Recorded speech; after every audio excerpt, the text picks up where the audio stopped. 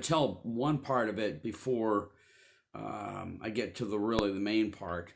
Um, in 2000, and this is then we're going to backtrack. In 2000, after having been in the ministry for I think 25 years at that point, I can't remember exactly. Um, uh, we had been watching this show about kind of doing something different. I can't remember the name of the show, but anyway, after about 25 years of being in the ministry, we sold our house on Cape Cod, um, and I had gone to Virginia on an exploratory trip. Actually, I looked it up on the internet before I ever left and found a job at York River Yacht Haven, working on a yacht yard. And I went down, I interviewed for the job and got it. Um, and so, with that in mind, with all the security in the world, with a fine paying job in the ministry, we had bought our own house, all that kind of good stuff.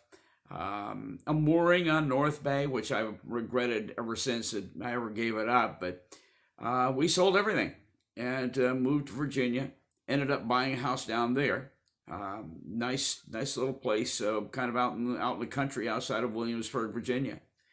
But every morning I commuted from Williamsburg down to York, and actually specifically York Harbor. And I worked at York River Yacht Haven, York River Yacht Haven, and for a year and a half, I loved every bit of it. I was working on boats all day, every day, not making much money, but enjoying working on the yachts. Everything from uh, going down in the hold and pulling out D8s, or what I think that's what they were, this massive marine batteries, and having to replace those and swinging around up in the rig. And that's my favorite part. I mean, they put me in a bosun seat and have me swinging around up in the rig, and I'm there. I love every bit of that.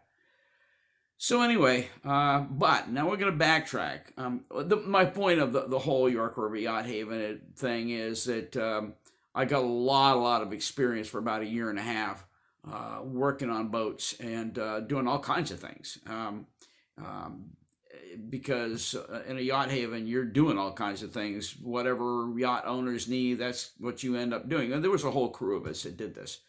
But anyway, well, we're going to backtrack to 1983, the winter of 1983. And I had always wanted to build a boat. You know that from the last episode, talking about having built Leaky Tiki. And what I did, the winter of 1983, I studied boat building all winter long. I bought this boat called Small Boat Design, about the forces of nature, about balance and where to place the mast and where should the dagger board go, because I'm talking about building a smaller boat. And I even bought the plans to build a catboat, an 18-foot catboat. Didn't end up doing that, but instead I decided to build a Cape Cod oyster skiff, traditional design, and I built it exactly the way they did in the 1800s. Carvel planking on spruce and oak frames. The one exception is I use plywood on the bottom instead of cross planking. But I mean, that winter I studied boat building in detail. And by spring, I began to draw up my plans, and including the bevel on each one of the stations, so that when I cut my ribs, which is it's basically a wall sided or flare sided boat. When I cut each one of those ribs, the bevel was already there for how they were going to receive the planks. And I in the spring, I found out that my mother-in-law was willing to pay for all the lumber, which I wasn't even going to have to pay, because she wanted it to belong to my father-in-law. That's a toughie. I did it. I did it because it was an easy out. It was an easy thing to have the resources to go ahead and buy everything that I wanted to build this boat. And so I had access at a local lumberyard, and they had the most marvelous Oregon white pine. and they let me up in the stacks to hand pick every single timber for that boat. And I mean, I had absolutely clear white pine uh, from Oregon, and and then I, according to my designs, I tapered everyone and had everyone mill down to 5/8 inch thickness, which is really good boat building thickness for your lumber. And yeah, I built the frame on a strong back. All each one of the stations and the frames built on a strong back. Set it up out in the in a screen porch that we had. And then I waited for a day or some days when there was rain coming in, and I took every one of those boards that are already marked for where they're going to be on the frames and everything. And I laid them out on the porch and let it just rain and rain. Went and flipped them and let it rain and rain and let it flip them and so forth. By the time, about 2 or 3 days later, those boards are completely saturated. I didn't need a steam box. They were completely saturated. And then I began, and I went in and started putting them in place, clamping them in place, putting in the fasteners, and one afternoon I had Clarissa completely planked up, Carvel planked on spruce and oak frames, and then got the transom all in. She was a thing of beauty. I loved her. I spent a lot of time building it. It took basically 2 years to build that boat. I half decked it in mahogany, and mahogany. At that time, I could buy really good quality Luan mahogany for fairly cheap, and I half decked her on mahogany. Traditionally, went up into the White Mountain National Forest. Got a forester to go up there with me. Handpicked my standing spruce trees for my mast and my boom, and he marked them with blue paint. And he said, "Those are yours. You come and get them. Just leave all the slashing on the floor of the forest, and they're yours." I set up a jig down in our basement so that I could have them full length laid out, and went ahead and peeled them. And after I peeled them, I completely saturated them with linseed oil. Put wax on the ends of both the timbers for the mast and the boom, and all of this to prevent checking. And so after that was after the linseed had soaked in for several days, I began doing the planing out. I had a marvelous 12-inch block plane. It was a gift of a friend of mine, and completely took those 2 trees and made them into finished spars, and they came out great. I mean, I was just so proud of myself. There's a lot of work that went into those, and I'm not going to detail all of this because if you want to know more about it, there's a website called Reclaiming Clarissa. That's the name of the boat. And anyway, I got her all done, and we launched her down in North Bay. Back in those days, I had a mooring for Clarissa right there on North Bay, and I was able to go out there, moor her out there for two or three summers, I think it was.